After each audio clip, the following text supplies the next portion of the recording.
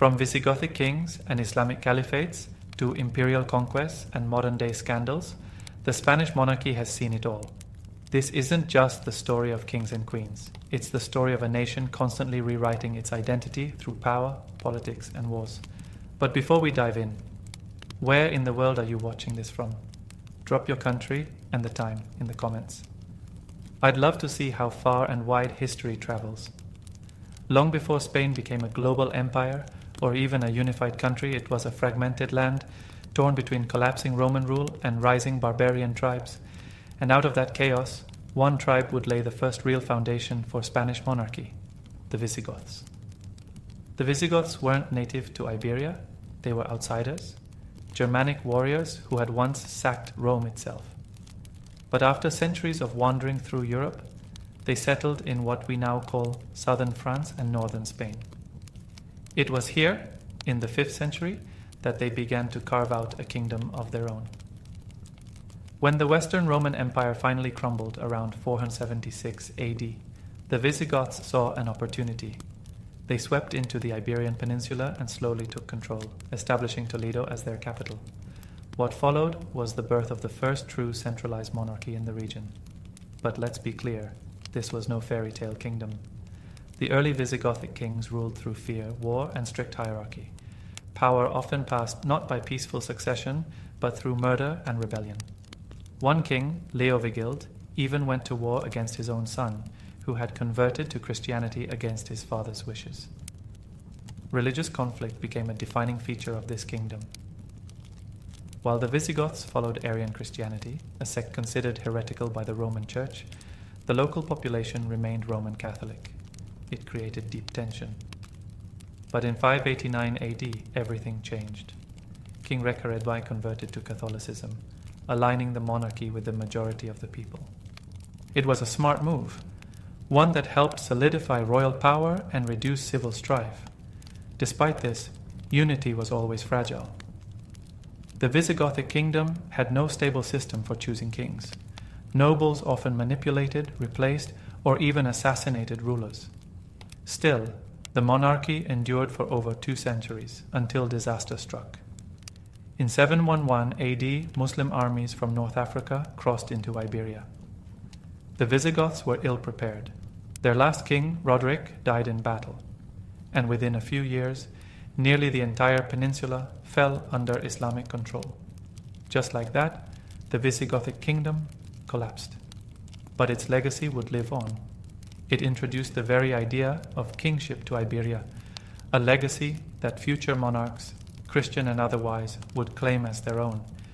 This was the first chapter in Spain's royal saga, and it was only the beginning. The fall of the Visigoths didn't mark the end of power in Iberia, it marked the beginning of something entirely new. In 711 AD, an army of Berbers and Arabs crossed the Strait of Gibraltar under the command of a man named Tariq ibn Ziyad. What began as a small campaign quickly turned into a sweeping conquest. The Visigothic kingdom was already crumbling from within, divided by noble rivalries, religious unrest, and political weakness. When Tariq's forces met King Roderick at the Battle of Guadalete, the result was devastating. Roderick was killed, and within just a few years, almost the entire Iberian Peninsula had fallen into Muslim hands. This new Islamic territory was named Al-Andalus, and it would reshape the cultural, religious, and political future of Spain. Unlike the brutal tribal monarchies that came before, Al-Andalus brought with it a more structured and cosmopolitan rule. Cities like Córdoba, Seville, and Granada became centers of art, science, and philosophy. The ruling Umayyads didn't just conquer the land, they cultivated it. Under Abd al-Rahman Parme, a surviving member of the Umayyad dynasty from Damascus, Al-Andalus became an independent emirate. He escaped a massacre in the east and fled to Iberia, where he founded what would become one of Europe's most sophisticated Islamic states. By the 10th century, his descendant Abd al-Rahman III declared himself caliph, turning Córdoba into one of the wealthiest and most advanced cities in the world. Religious tolerance, at least for a time, was part of the deal. Jews and Christians, known as dhimmis, were allowed to live under Islamic rule, albeit with certain taxes and restrictions. It wasn't equality, but it was a stark contrast to the religious purges of the Visigoths. However, Al-Andalus was never fully stable. Internal divisions between Arab elites, Berbers, and local converts led to periodic civil wars and splinter kingdoms. Still, the Islamic presence in Spain lasted for nearly 800 years, a remarkable stretch that would influence architecture, science, language, and even food. And yet, while the south flourished under crescent moons and calligraphy, the north told a different story. Small Christian kingdoms, clinging to the mountains, began whispering a dream of reconquest. Al-Andalus had risen, but the stage was now set for a centuries-long clash that would define the fate of Spain. While Al-Andalus was flourishing in the south, the north of Iberia told a very different story. Rugged, mountainous, and less accessible, the northern regions became a refuge, a sanctuary for Christian resistance. The Muslim conquest may have been swift and devastating, but it wasn't total. In the shadow of Al-Andalus, small Christian enclaves began to form in the highlands. At first, they were little more than pockets of defiance, but over time, these communities grew into kingdoms with one goal in mind: survival and eventually reconquest. The first spark came in Asturias, where a nobleman named Pelayo led a rebellion in the early 8th century. According to legend, he defeated a much larger Muslim force at the Battle of Covadonga around 722 AD. That battle was small in scale but massive in symbolism. For many, it marked the beginning of the Reconquista, the centuries-long Christian effort to retake Iberia. From Asturias, the Christian world slowly expanded. New kingdoms emerged: Leon, Navarre, Aragon, and Castile. They were often at odds with each other, sometimes even fighting among themselves, but all shared a common enemy in the Muslim south. Each kingdom had its own culture, language, and challenges. Leon inherited much from the old Visigoths, claiming to be the spiritual successor to that lost monarchy. Navarre thrived in the Pyrenees, blending Christian and Basque traditions. Aragon, hugging the Mediterranean, became a military powerhouse. And Castile, once a frontier county, would eventually rise to dominate them all. These Christian kingdoms didn't just resist, they adapted. They borrowed architecture, scholarship, and even agricultural techniques from their Muslim neighbors. It wasn't unusual to find Arabic inscriptions in Christian palaces or Muslim scientists advising Christian courts. But resistance wasn't purely noble. Christian kings and knights often raided Muslim territories, taking slaves, seizing treasures, and destroying towns. It was a brutal and bloody chess game, fought inch by inch, year after year. Still, with every gained castle, every reclaimed village, the dream of a united Christian Spain grew stronger. And yet, unity was still centuries away.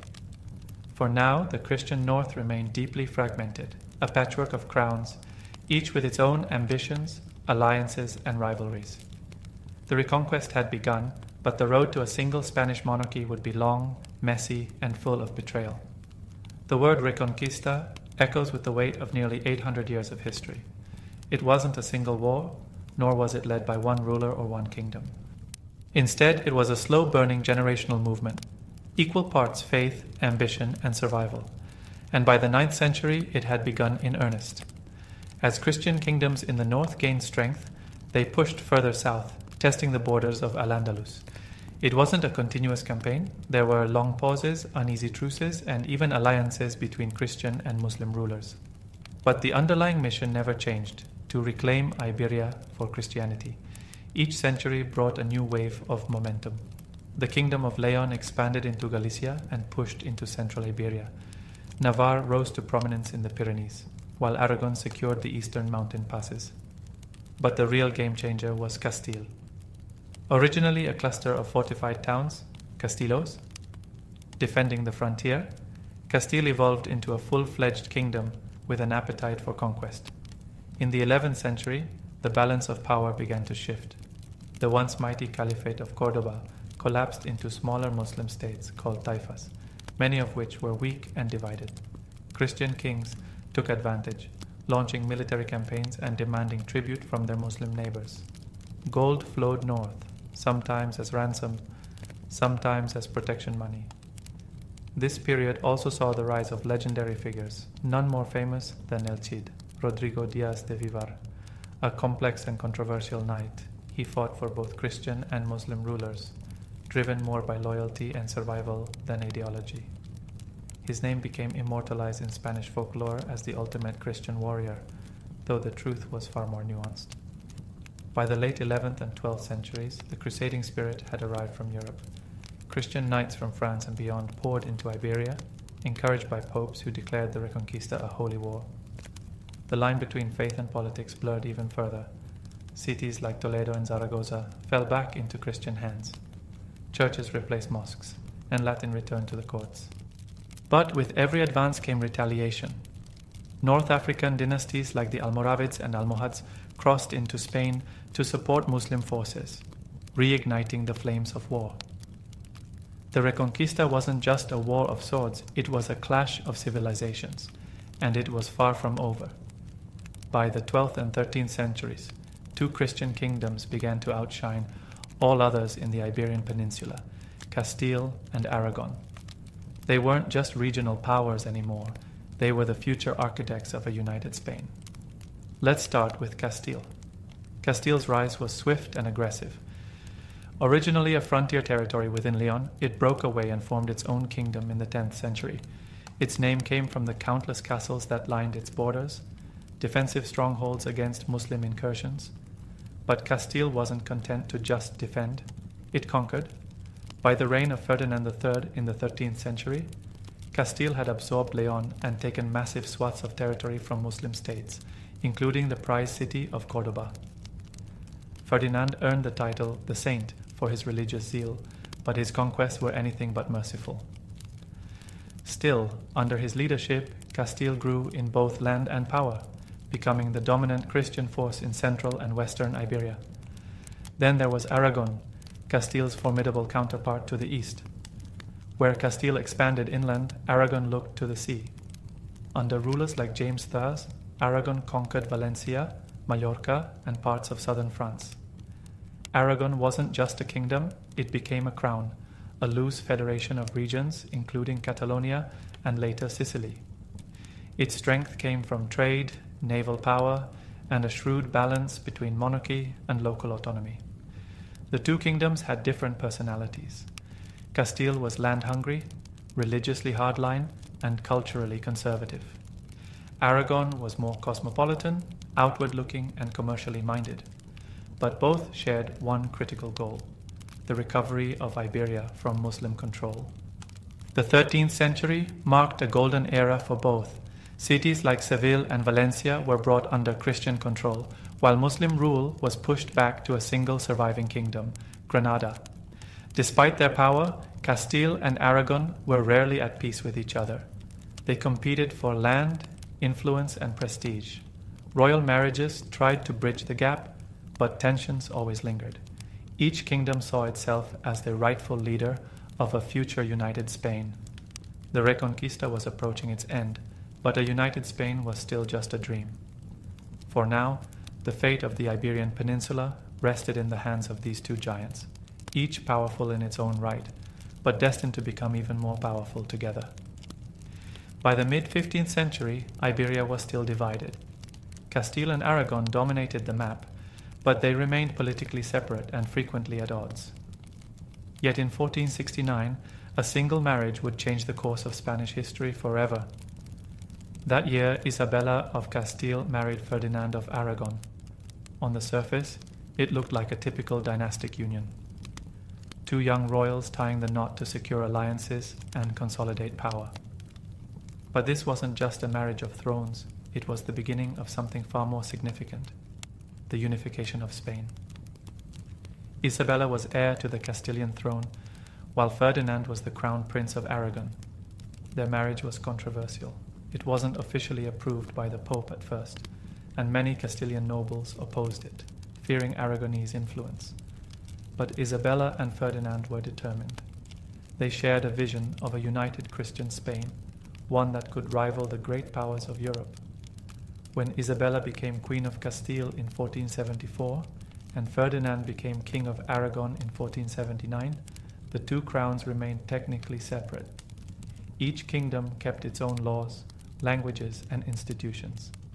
But for the first time in centuries, Castile and Aragon moved in the same direction, led by a single royal couple who ruled jointly and strategically.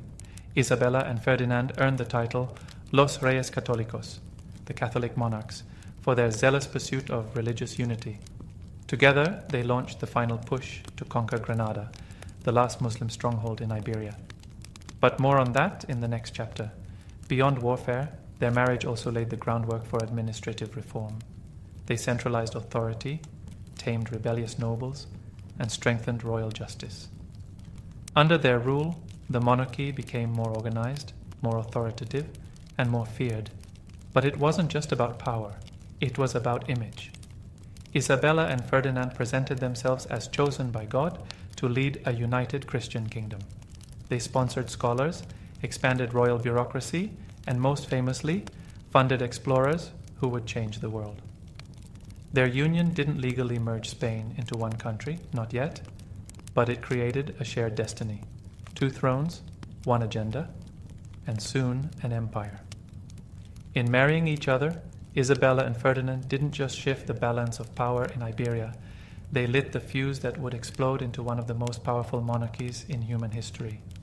For nearly 800 years, Islamic rule had been part of Iberian life. From the rise of Al-Andalus to the glittering courts of Cordoba and Granada, Muslim culture had shaped architecture, science, trade, and even language. But by the late 15th century, it all came down to one last kingdom, Granada. Nestled in the rugged mountains of southern Spain, Granada had been holding on while the rest of Iberia fell. The Nasrid dynasty, its ruling family, kept peace through diplomacy and by paying tribute to Castile. For a time, that was enough. But once Isabella and Ferdinand were united, that arrangement no longer satisfied them. Their goal was clear: complete Christian control over the peninsula. In 1482, the Catholic monarchs launched a full-scale campaign against Granada. Unlike previous skirmishes, this was an organized, relentless push. It would last for 10 long years. The war wasn't just fought with swords, it was fought with strategy. Ferdinand carefully negotiated with rival factions inside Granada, stirring civil unrest to weaken the Nasrid regime. Meanwhile, Isabella ensured the war was framed as a holy mission, a crusade blessed by the Pope and supported by nobles and church leaders alike. Inside Granada, the situation grew desperate. Infighting crippled leadership. The last Nasrid ruler, Boabdil, faced betrayal from his own family and pressure from his own people. Still, Granada resisted. Its iconic Alhambra palace, with its intricate Islamic art and stunning courtyards, stood defiant. But by January 2nd, 1492, the end came. Surrounded, outnumbered, and exhausted, Boabdil surrendered the city to Ferdinand and Isabella. According to legend, as Boabdil left the city, he turned back and wept. His mother, watching beside him, said bitterly, "Do not weep like a woman for what you could not defend like a man." With that, Muslim rule in Spain came to an end. The Reconquista was complete. Granada's fall was more than a military victory. It was symbolic. It marked the end of an era and the birth of something new. A united Christian Spain, powerful, ambitious, and eager to shape the world. But peace didn't follow. What came next was control, expulsion, and a new vision of national identity, one that would soon take a darker turn. With the fall of Granada in 1492, Ferdinand and Isabella had achieved their ultimate goal, a united Christian Spain. But unity, in their eyes, wasn't just about land, it was about belief. And in that same pivotal year, they launched one of the darkest chapters in Spain's royal history, the Spanish Inquisition. Religious uniformity wasn't new in Europe, but the Catholic monarchs took it to a new level. They believed that to build a truly strong kingdom, they needed one faith, one crown, and one identity. Diversity was seen not as richness, but as a threat. The primary targets? Conversos, Jews who had converted to Christianity, many under pressure. Although they outwardly embraced the Catholic faith, some were suspected of secretly practicing Judaism. That suspicion, whether real or imagined, sparked fear, and fear bred control. In 1478, Ferdinand and Isabella received permission from the Pope to establish their own state-controlled Inquisition, a tribunal independent from Rome but loyal to the crown. By 1480, the first inquisitors were appointed. By 1492, the same year Granada fell, the Edict of Expulsion was signed, forcing all unconverted Jews to leave Spain under threat of death. Thousands of families were displaced overnight, entire communities disappeared. Those who stayed faced the Inquisition's relentless eye. Inquisitors had near unlimited power. They operated in secrecy, relied on anonymous accusations, and used torture to extract confessions. Trials weren't fair, punishments were severe, property was seized, and those found guilty faced public executions, burned alive in the notorious autos da fe. But the Inquisition wasn't just about Jews. It expanded to target Muslim converts, Protestants, mystics, scholars, and even regular Catholics accused of unorthodoxy. It became a weapon of control, political, religious, and psychological.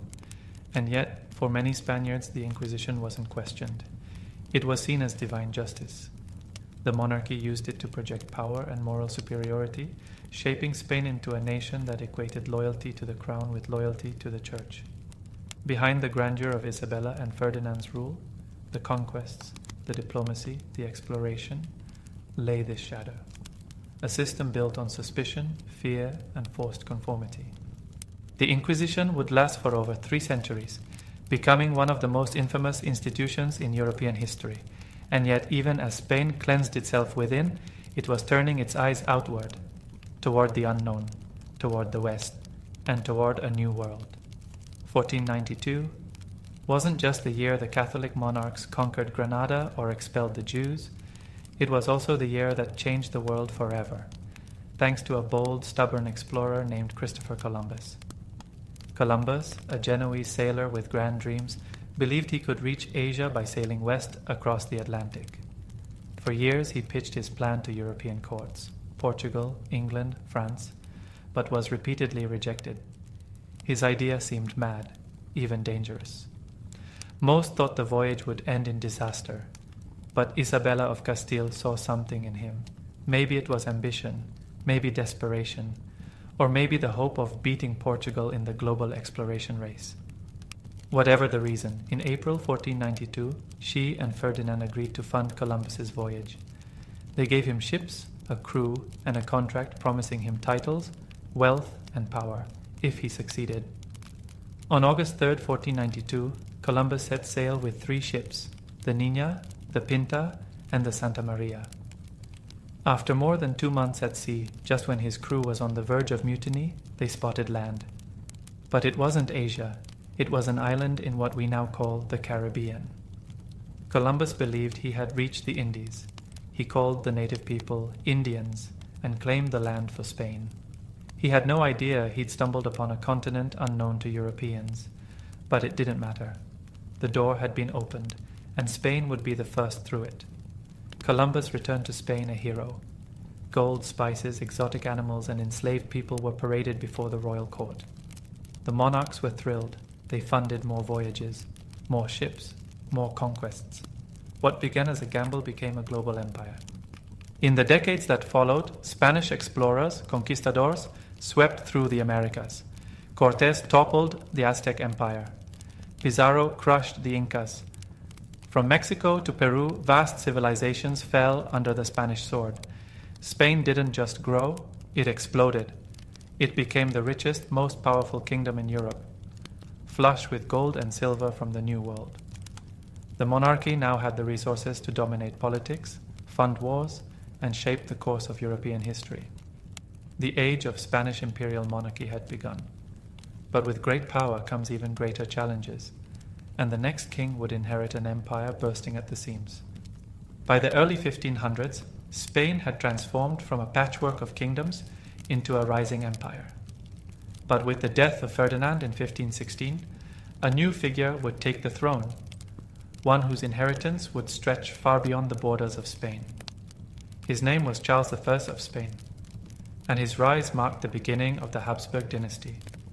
Charles was the grandson of Ferdinand and Isabella through his mother, Joanna of Castile. But his father, Philip the Handsome, was a Habsburg prince, the son of Maximilian I, the Holy Roman Emperor.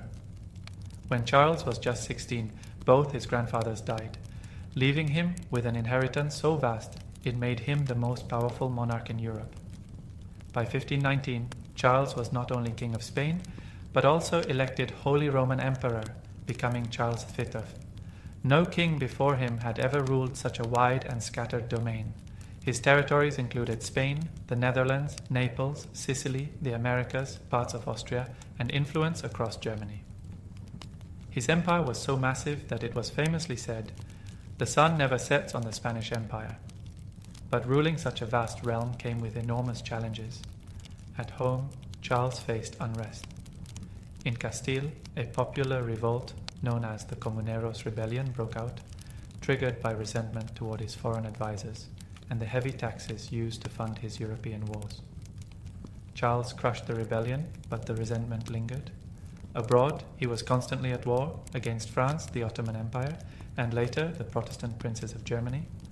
Charles saw himself as a defender of Catholic Europe, fighting to keep the faith united as the Protestant Reformation began to spread.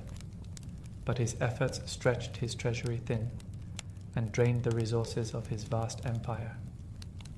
In the Americas, Spanish conquistadors were expanding Charles' wealth and his responsibilities.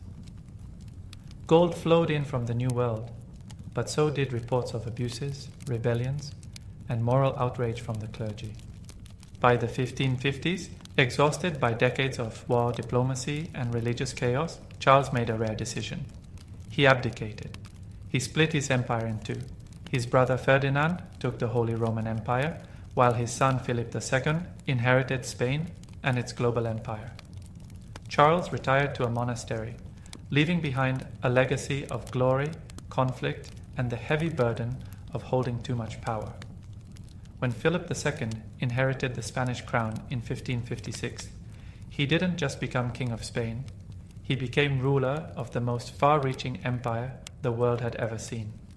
Thanks to his father, Charles I, and generations of expansion, Philip II now controlled not only Spain and its vast American colonies, but also the Netherlands, southern Italy, Milan, and even the distant Philippines, named in his honor. His navy patrolled the Atlantic, the Mediterranean, and the Pacific. Gold and silver from the Americas flowed into Spain like rivers. It wasn't just territory, it was wealth, religion, and power on a scale that made Spain the superpower of the 16th century. But Philip wasn't content to simply manage his inheritance.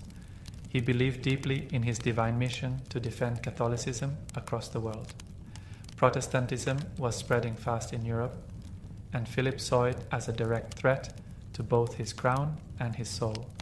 He saw himself as God's chosen king, a ruler not just of land, but of hearts and faith. So he acted accordingly. He launched brutal campaigns against Protestants in the Netherlands, which led to open revolt and decades of war. His forces fought in France, in Italy, and across the high seas. He strengthened the Spanish Inquisition and tightly controlled religious expression at home. But his most famous and disastrous move came in 1588, when he sent the Spanish Armada to invade England, hoping to overthrow Queen Elizabeth I, a Protestant monarch. The fleet, one of the largest ever assembled at the time, was met by a smaller but faster English navy and devastating storms. The result? A humiliating defeat that marked the beginning of Spain's long, slow decline.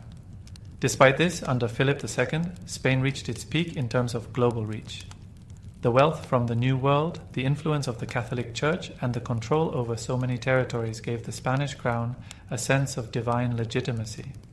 But there were cracks beneath the surface.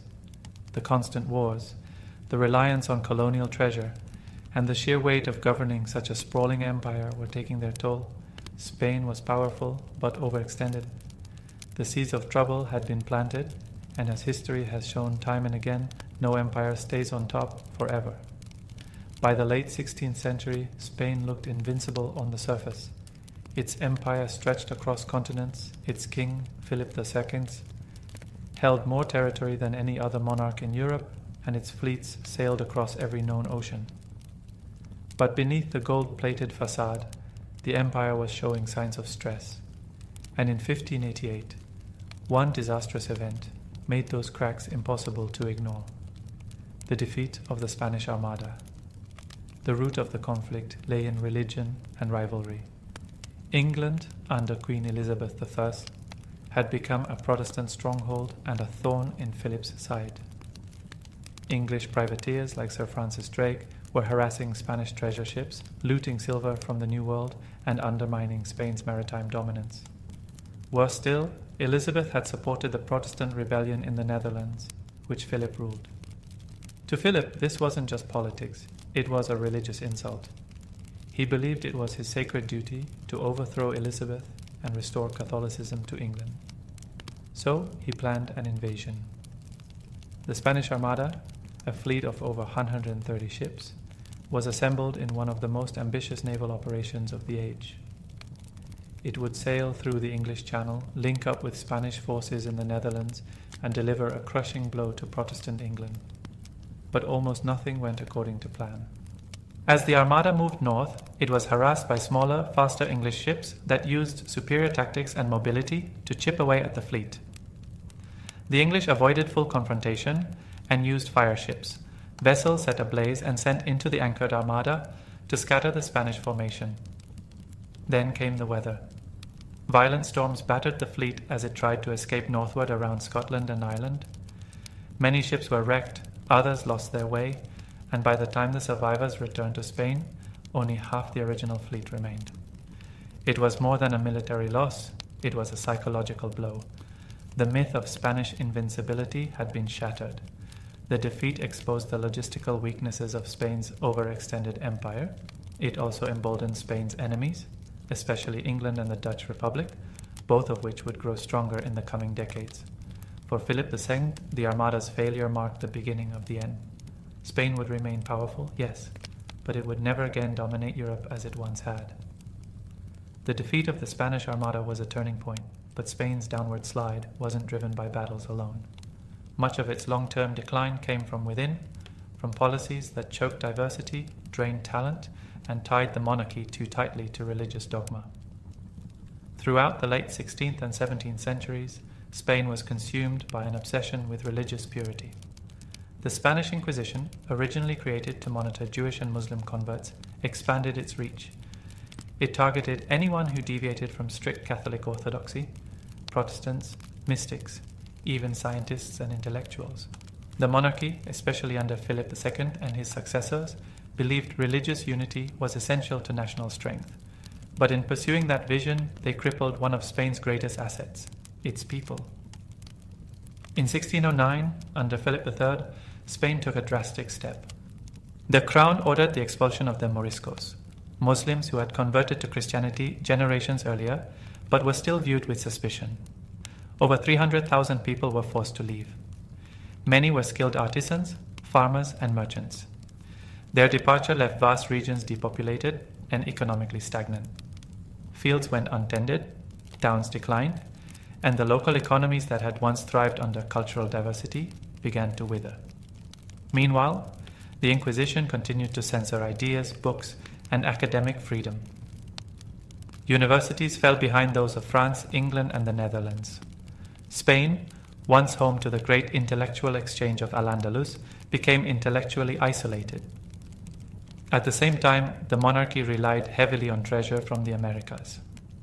Gold and silver from Peru and Mexico flooded the royal treasury, but it created a false sense of wealth. Instead of investing in local industries, Spain imported goods from abroad, stunting its own economic growth. Add to this the constant warfare, especially the long and bloody fight in the Netherlands, and the treasury was constantly on the verge of collapse. Inflation soared, poverty spread, and the once glorious Spanish court became weighed down by debt. Religious intolerance didn't unify Spain, it weakened it. By excluding and persecuting those who were different, the monarchy narrowed its base of support and shrank its pool of talent.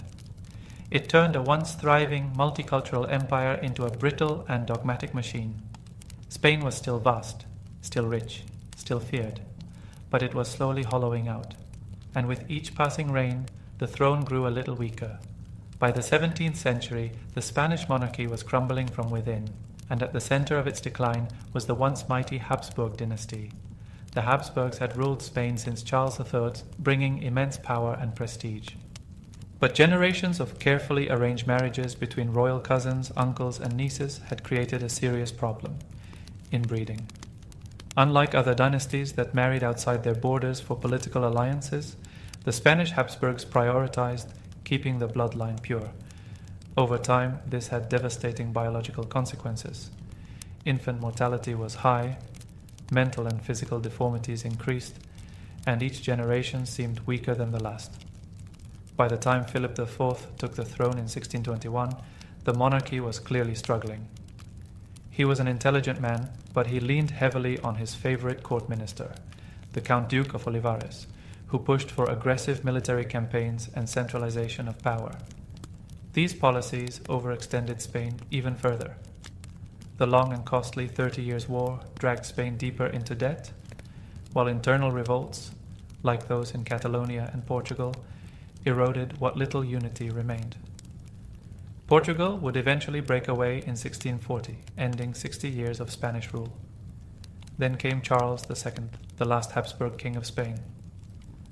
Born in 1661, Charles was the tragic product of centuries of inbreeding. His jaw was so deformed that he could barely chew. He suffered from multiple physical disabilities, was frequently ill, and never produced an heir. His reign was marked by paralysis and decline. The court was controlled by factions, and foreign powers circled like vultures, waiting for his death. Spain, once the mightiest empire in Europe, was now a shadow of its former self, economically bankrupt, politically stagnant, and militarily vulnerable. To make matters worse, Charles II was deeply religious and superstitious. He believed he was cursed and spent hours in prayer, begging for deliverance. Despite multiple marriages, he remained childless, and the question of who would inherit the Spanish crown became an international crisis. When Charles died in 1700, the Spanish Habsburg line ended with him. His death didn't just leave a vacancy, it left a power vacuum that would plunge Europe into war. But more than that, it marked the end of an era. The glory days of the Spanish Habsburgs were over, buried beneath their own obsession with purity and control. When Charles II of Spain died in 1700 without an heir, Europe held its breath. The Spanish crown controlled vast territories in Europe and the Americas, and whoever claimed it next would instantly become one of the most powerful rulers on earth. But Charles's death didn't bring peace. It sparked a continent-wide war. Before his passing, Charles had named Philip of Anjou, the grandson of Louis XIV of France, as his successor. It seemed like a diplomatic win. France and Spain, united by blood, would preserve the Spanish Empire under a new ruler. But that solution terrified the rest of Europe. A French prince sitting on the Spanish throne meant a possible union between two superpowers, France and Spain. That was too much for England, the Dutch Republic, Austria, and others. They feared a single Bourbon dynasty would dominate Europe and upset the delicate balance of power. In 1701, war erupted. Known as the War of the Spanish Succession, it wasn't just a dynastic dispute. It was a struggle for control of Europe. Battles raged across the continent, from the Low Countries and Italy to Spain itself. Armies fought for over a decade. Cities were razed, economies strained, and tens of thousands died. Within Spain, the conflict became a civil war too. Some regions like Catalonia and Valencia supported a rival Austrian claimant, Archduke Charles, hoping for greater autonomy if he won. But the rest of Spain, especially Castile, rallied behind Philip. The war dragged on until 1714, finally ending with the Treaty of Utrecht. The outcome? Philip was allowed to remain King of Spain as Philip V, but only on the condition that Spain and France would never unite under one crown.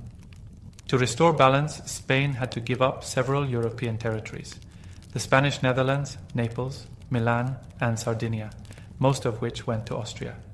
It was a compromise victory. Philip kept the Spanish crown, and the Bourbon dynasty began its long rule over Spain. But the war had a lasting cost. Spain lost its grip on European affairs.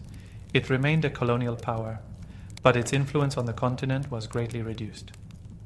More importantly, the war ended the Habsburg era and marked the rise of a new royal house, one that would reshape Spain from the inside out. With the Treaty of Utrecht signed and the War of Spanish Succession finally over, a new royal house took the reins of Spain, the Bourbons. And though their claim had been contested through bloodshed, there was no turning back. The Spanish Habsburgs were gone, and Philip V, the grandson of Louis XIV of France, now wore the Spanish crown. But he didn't just bring a new name to the throne, he brought an entirely new vision of monarchy. Philip V was the first truly modernizing king Spain had seen in decades. Deeply influenced by French absolutism, he sought to centralize power, streamline governance, and strip away the messy regional autonomy that had long fractured the country. In many ways, he wanted to turn Spain into a reflection of the powerful, centralized state his grandfather had built in France. His most transformative move came with the Nueva Planta decrees. These laws, passed between 1707 and 1716, effectively abolished the traditional rights and privileges of regions like Catalonia, Valencia, and Aragon, areas that had supported the rival Austrian claimant during the war. Their ancient laws, languages, and political structures were replaced with Castilian norms. Power was pulled inward, toward Madrid. To some, it looked like progress. To others, it felt like revenge. Philip also invested in reforming the military, reorganizing colonial administration, and strengthening the economy, though his results were mixed. Spain was still struggling from decades of war, debt, and decline. The loss of European territories hurt national pride, but Philip chose to focus on what remained: Spain's vast empire in the Americas and its growing influence in global trade. Still, Philip was a troubled ruler. He suffered from deep depression, paranoia, and episodes of instability. At one point, in 1724, he abdicated the throne in favor of his son Louis IV, but when Louis died of smallpox just months later, Philip returned to power, ruling until his own death in 1746. The Bourbon dynasty, however, was here to stay. And under Philip's successors, the reformist energy would continue. Spain wasn't the empire it had once been, but it wasn't finished either. The Bourbons had inherited a broken kingdom. Now, it was time to rebuild it. As the 18th century progressed, the Bourbon monarchs of Spain, starting with Ferdinand VI and continuing with Charles III, sought to modernize their kingdom in line with the ideals sweeping across Europe: reason, efficiency, and centralized authority. This was the age of the Enlightenment, and Spain, long viewed as backward and overly rigid, was finally starting to catch up. Charles III, who reigned from 1759 to 1788, is often considered Spain's enlightened despot. He admired rational thought and progressive governance, not because he was a liberal, but because he believed reform could strengthen the monarchy. Under his leadership, Spain introduced sweeping reforms. The army and navy were rebuilt, roads and ports were modernized, new taxes were levied more fairly, education was expanded. Cities like Madrid saw massive urban improvements, earning Charles the nickname the best mayor of Madrid. He also curbed the power of the Catholic Church, expelling the Jesuits in 1767 and limiting the influence of religious orders in politics. For centuries, the Spanish crown had leaned on the church for legitimacy, but now the monarchy was asserting itself as supreme. These reforms, often called the Bourbon reforms, extended to Spain's colonies as well. Colonial officials were replaced with loyal bureaucrats from Spain. Trade was liberalized. Taxes were increased. And local Creole elites, those of Spanish descent born in the Americas, were increasingly sidelined. But not everyone welcomed the changes. Many traditionalists in Spain opposed the Enlightenment ideals they saw as foreign and anti-religious. Nobles resented the loss of old privileges. Church leaders bristled at their shrinking authority. In the colonies, Creoles grew angry over their exclusion from power and the new economic burdens placed on them. The very reforms meant to strengthen the monarchy were planting the seeds of resistance. Despite this tension, Charles III remained popular. He balanced reform with tradition and his reign is often seen as the last period of real stability before Spain's modern era of chaos. But his successors lacked his vision and resolve. And just as Spain was beginning to reshape itself, a storm was building across the border in France. A revolution that would shake every throne in Europe. The Enlightenment had promised order through reason. What came next was something far more explosive. By the turn of the 19th century, Spain was a weakened but still significant European power. The Bourbon monarchy remained on its throne, but years of reform, resistance, and growing unrest had left the kingdom fragile. And across the Pyrenees, a storm was gathering. Napoleon Bonaparte, the ambitious leader of France, had risen from the chaos of the French Revolution and now sought to control all of Europe. Spain, with its strategic location and long-standing empire, was too important to ignore. At the time, Spain was ruled by Charles IV, a weak monarch heavily influenced by his manipulative chief minister, Manuel Godoy. Godoy's policies were unpopular, and his decision to ally with France had already dragged Spain into disastrous wars against Britain. The navy had been shattered at the Battle of Trafalgar in 1805. Spain's prestige was crumbling. Sensing opportunity, Napoleon proposed a joint invasion of Portugal, Britain's ally. Spanish forces agreed to march alongside the French, but what Spain didn't realize was that Napoleon had a much larger plan in motion. In 1808, under the guise of reinforcing troops, Napoleon flooded Spain with 80,000 soldiers. Then he turned on his ally. Charles IV was forced to abdicate after internal rebellion, and Napoleon invited both him and his son Ferdinand II to France, only to imprison them both. In their place, Napoleon crowned his own brother, Joseph Bonaparte, as King of Spain. It was a brazen move, and it backfired spectacularly. The Spanish people erupted in revolt. On May 2, 1808, the citizens of Madrid rose up in defiance. French troops brutally crushed the rebellion, but it sparked a nationwide uprising. Peasants, nobles, and clergy all joined the resistance. A brutal guerrilla war began, one of the first of its kind, harassing French supply lines and drawing Napoleon into a quagmire. Meanwhile, in the countryside, local juntas, councils, formed, claiming to rule in the name of the imprisoned king. And in 1812, Spain passed its first modern constitution in Cadiz, laying the groundwork for a new constitutional monarchy. What was meant to be a quick French occupation became a nightmare for Napoleon. His forces were bogged down for years, bleeding manpower and morale, while British troops under Wellington arrived to support the Spanish cause. By 1814, the French were driven out. Ferdinand VII returned to the throne. But Spain had changed, and the monarchy would never again rule without question. In 1814, after 6 years of war, rebellion, and French occupation, Ferdinand VII returned to Spain. The people welcomed him with cheers and hope. They called him El Deseado, the desired one. To many, his return marked the end of chaos and the beginning of stability. But it didn't take long for that hope to collapse. While in exile, a new Spain had emerged. During the war, representatives from across the country had met in Cadiz and drafted the 1812 Constitution, a groundbreaking liberal document that limited royal power, protected civil liberties, and envisioned a constitutional monarchy. Ferdinand had promised to uphold it, but as soon as he reclaimed the throne, he tore it up. Declaring himself king by divine right, Ferdinand restored absolute monarchy with the stroke of a pen. He arrested the liberal leaders who had written the constitution, censored the press, and dissolved the new parliament. The brief experiment with constitutional government was over. His rule was marked by repression. Secret police monitored dissent. Protesters were jailed, or worse. The Inquisition was briefly revived. Spain, once energized by Enlightenment ideals, was dragged backward into reactionary absolutism. But the world around Spain was changing fast, and Ferdinand couldn't stop it. In Latin America, Spain's colonies were in open revolt. Inspired by revolutionary movements in France and the United States, and emboldened by Spain's weakness during the Napoleonic Wars, leaders like Simón Bolívar and José de San Martín led independence movements that quickly gained momentum. Spain was losing its empire, and Ferdinand was losing control. In 1820, discontent boiled over.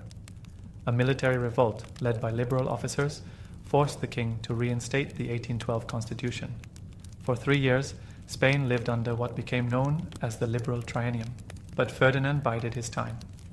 In 1823, with the help of French troops sent by Europe's conservative monarchies, he regained full power and crushed the liberals once more. He ruled as an absolute monarch until his death in 1833.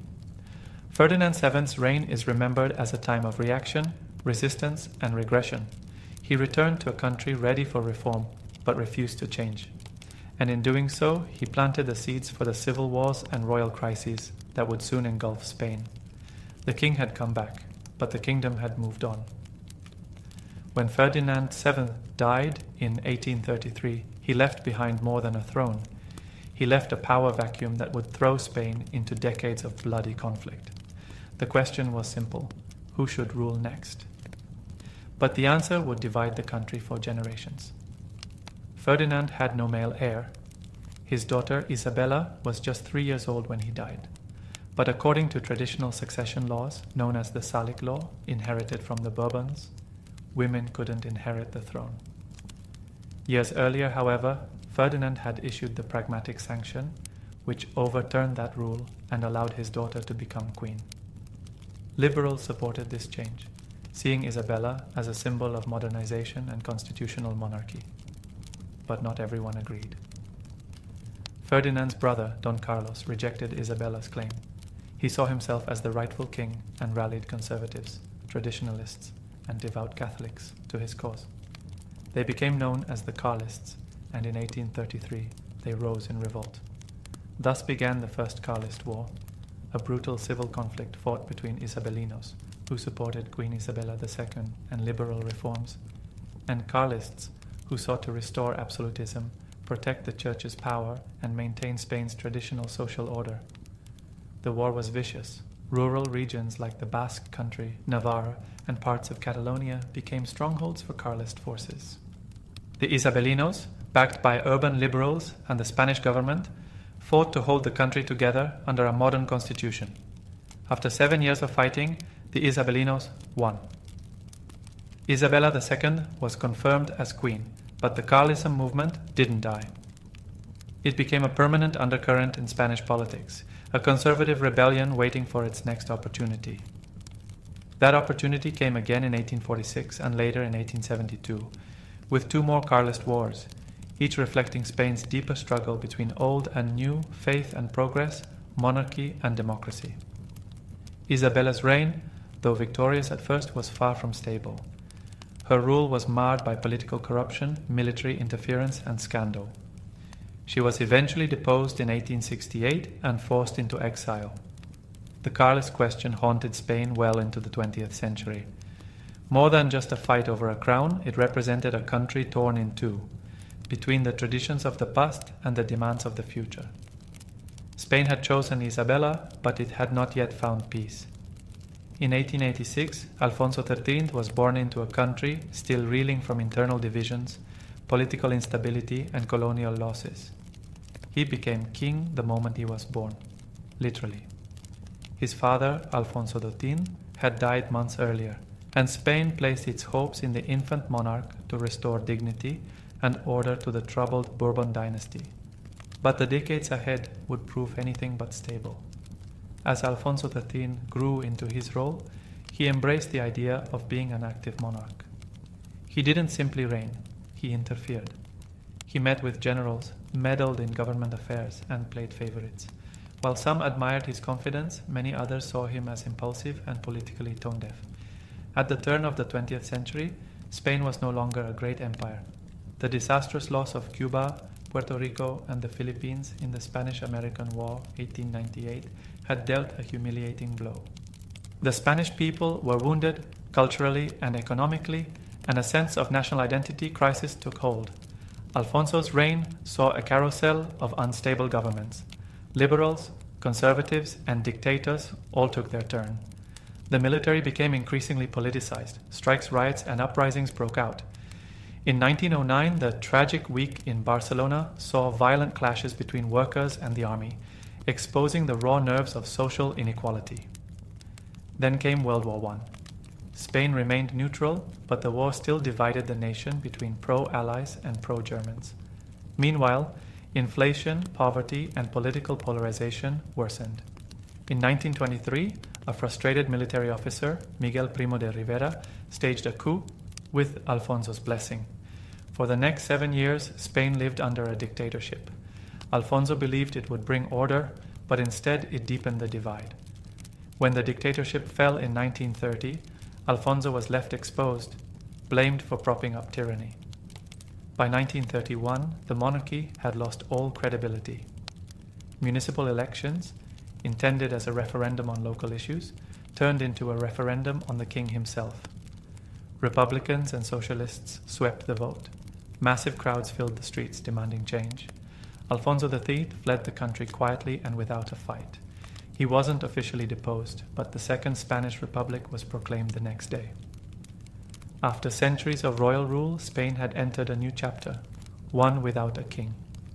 But the story of the monarchy wasn't over. It was only on pause. When Alfonso III left Spain in 1931, the monarchy fell without a single shot fired. For the first time in modern history, Spain was a republic, led not by kings, but by elected officials. Hope was in the air.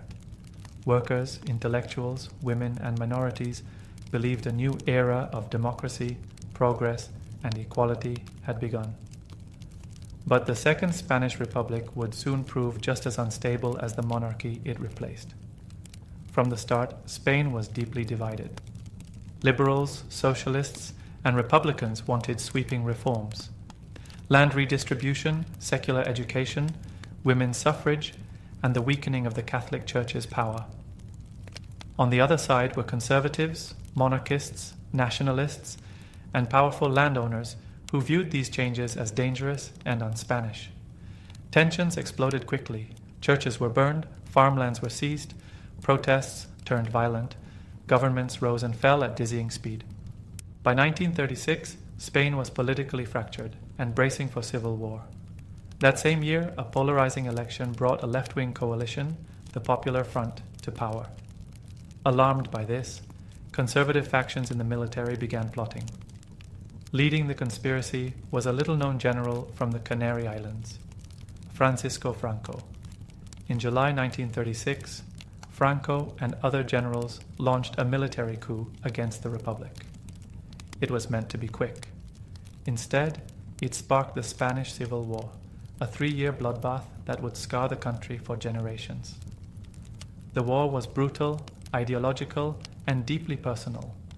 It wasn't just soldier versus soldier, it was brother against brother, neighbor against neighbor. The Republicans, supported by communists, anarchists, and international volunteers, fought for democracy and reform. The nationalists, under Franco, fought for tradition, Catholicism, and authoritarian control. By 1939, the nationalists had won. Franco marched into Madrid as dictator of Spain. The Republic collapsed. Its leaders were imprisoned, executed, or fled into exile. Franco's victory marked the beginning of a military dictatorship that would last nearly 4 decades. The monarchy was gone. Democracy was dead. And Spain had become one of Europe's last fascist states. But behind the scenes, Franco was already thinking about the future, not just his own, but the crown's. Because even as he crushed the Republic, he was quietly preparing for a royal return, on his terms.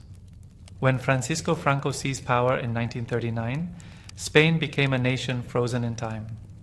While much of Europe moved toward democracy after World War II, Spain plunged deeper into authoritarian rule. Franco, calling himself El Caudillo, the leader, ruled with absolute power. His regime was built on military control, strict censorship, Catholic conservatism, and the suppression of any opposition. Political parties were banned. Trade unions were outlawed. Thousands of Republicans, leftists, intellectuals, and dissidents were executed or imprisoned in the years following the war. Entire families lived under surveillance. Spain became isolated, shunned by much of the international community after siding with the Axis powers in spirit, if not directly, in World War II. But Franco survived. As the Cold War deepened, Western powers like the United States began to see Franco as a useful anti-communist ally. By the 1950s, Spain was receiving US military and economic support. Meanwhile, Franco was thinking long-term. Though he had abolished the Republic, Franco never declared himself king. Instead, in a move that surprised many, he declared that Spain would eventually return to monarchy, but only when he decided the time was right. And in 1969, he made his choice. Franco bypassed the exiled heir of Alfonso XIII and handpicked Juan Carlos, the grandson of the former king, to be his official successor. The young prince had been raised and educated under Franco's guidance, trained to carry on the regime's legacy. Many believed Juan Carlos would simply be a puppet, a symbolic king who would continue Franco's authoritarian vision after the dictator's death. Franco certainly believed that, but history would prove him wrong. Throughout the 1970s, as Franco's health declined, the country began to shift. Younger generations were restless. The economy, once growing, started to stall. Calls for reform grew louder. Yet Franco held on. He ruled until the very end, unwilling to loosen his grip. On November 20th, 1975, Francisco Franco died. And just days later, Juan Carlos was crowned King of Spain. Franco believed he had secured his legacy by installing a king who would uphold dictatorship. But Juan Carlos had other plans. What followed next was one of the most dramatic political transformations in Spain's history.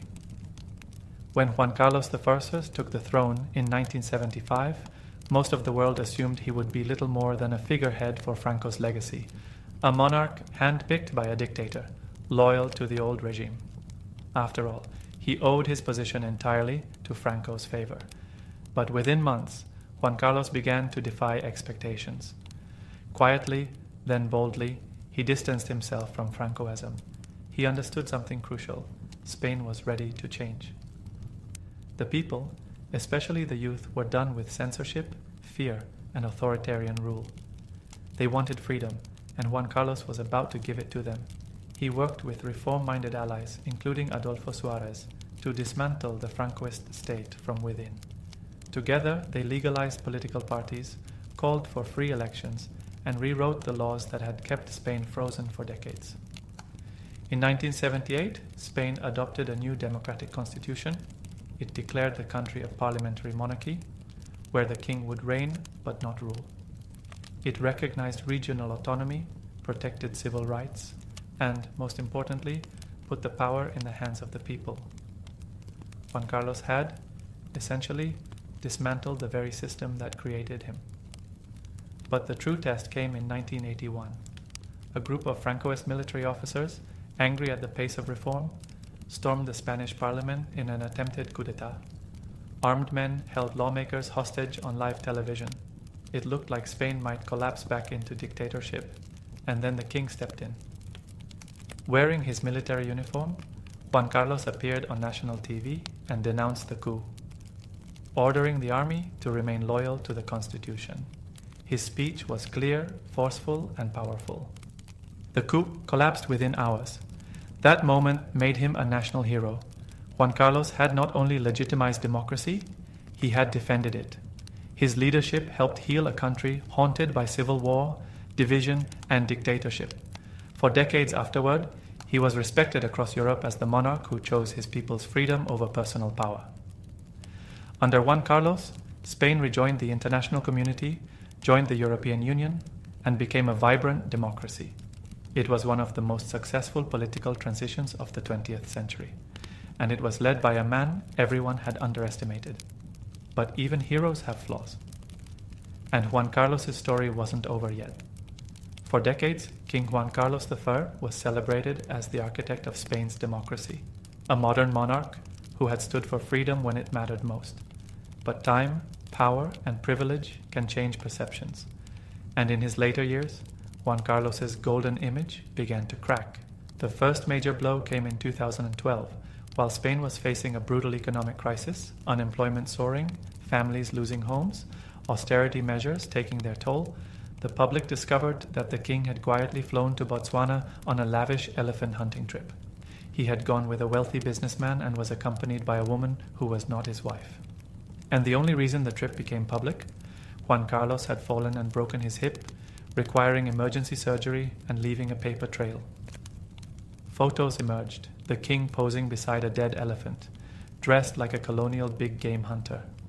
For a nation in pain, it was a tone-deaf scandal that turned public admiration into outrage overnight. But it didn't end there. Rumors of extramarital affairs, hidden bank accounts, and offshore wealth began swirling.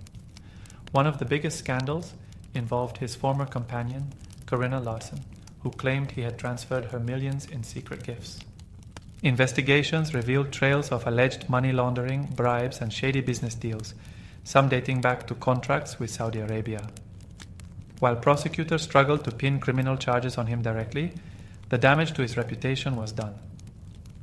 By 2014, Juan Carlos made a dramatic decision. He abdicated the throne in favor of his son, Felipe VI.